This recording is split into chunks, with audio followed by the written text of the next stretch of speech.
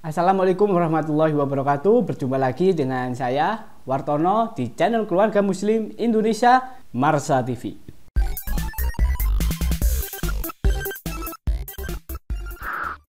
Kembali lagi di sesi Mutiara Hikmah.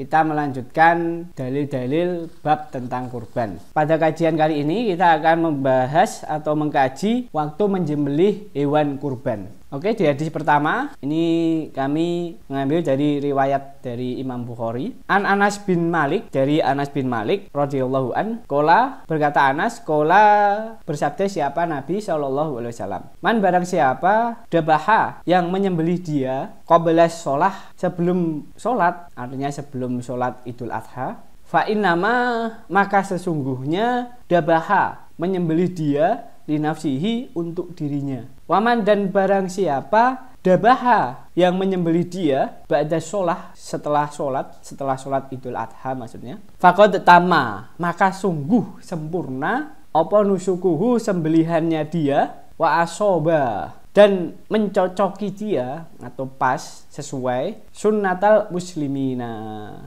pada sunnahnya orang-orang Islam, artinya mendapat pahala kurban. Jadi dari Anas bin Malik, dia berkata bahwa Rasulullah Shallallahu Alaihi Wasallam bersabda, barang siapa yang menyembelih hewan kurban sebelum sholat Idul Adha, maka dia itu menyembelih untuk dirinya sendiri. Jadi tidak dihukumi menyembelih kurban. Ya menyembelih sendiri kayak kita menyembelih di luar hari raya Idul Adha atau di hari-hari biasa seperti itu, menyembelih misalnya untuk dimakan sendiri atau untuk dijual, bikin sate, bikin gulai seperti itu. Jadi tidak ada mendapatkan pahala kurban, itu tidak. Tapi orang yang menyembelih setelah sholat Idul Adha, artinya setelah selesai sholat kemudian baru disembelih ya hewan kurbannya, maka itu sudah sempurna dan sesuai dengan sunnahnya orang-orang Islam. Ya emang seperti itu. Jadi menyembelih hewan kurban waktunya berarti setelah sholat Idul Adha. Oke, demikian ya. Jadi perlu diperhatikan di sini, terutama yang tim yang menyembelih hewan kurban dan yang sholat ya, sholat Idul Adha, artinya harus ada koordinasi. Mungkin tempat penyembelihannya agak jauh dari tempat sholatnya, itu harus dikoordinasi. Kalau udah benar-benar selesai sholat, sholatnya udah selesai, baru boleh disembelih. Tapi jangan belum selesai sholatnya, mungkin sholatnya mulai 6:30 ya, itu jam 6 sudah disembelih, biar cepat selesai nanti bisa langsung dimakan. Bukan seperti itu, tapi harus nunggu sholatnya selesai, sholat Idul Adha selesai, baru nanti boleh disembelih, seperti itu. Selanjutnya kita kaji hadis satunya lagi, diriwayatkan oleh Imam Malik. An-Nafi', dari Nafi', Ana Abdullah bin Umar, dari Abdullah bin Umar, iku kola, berkata Abdullah bin Umar, al-adha, menyembelih kurban, iku yaumani, 2 hari, ba'da yaumil adha, setelah hari raya kurban. Kalau dari hadis ini berarti menyembelih itu 2 hari setelah hari raya kurban, waktu penyembelihannya. Berarti kalau hari Adha, Idul Adha itu kan tanggal 10 Dzulhijjah, berarti ini tanggal 10 ditambah 2 hari, 11 dan 12. Artinya tanggal 10, 11, 12 itu masih boleh untuk menyembelih. Misalnya setelah tanggal 10, misalnya besok tanggal 11, itu kita baru punya uang, ada rezeki, terus mau beli kambing, buat kurban, itu masih bisa, masih dihukumi kurban sampai 2 hari. Berarti menyembelih ada 3 hari, yaitu hari Idul Adha tanggal 10, terus tanggal tentunya setelah sholat ya, terus tanggal 11 dan tanggal 12 atau hari Tasyrik 2 ya, sampai 2 hari hari Tasyrik. Kalau hari Tasyrik kan sampai tanggal 13. Tapi yang tanggal 13-nya tidak. Ini berarti kalau berdasarkan hadis ini hanya sampai tanggal 12 Dzulhijjah.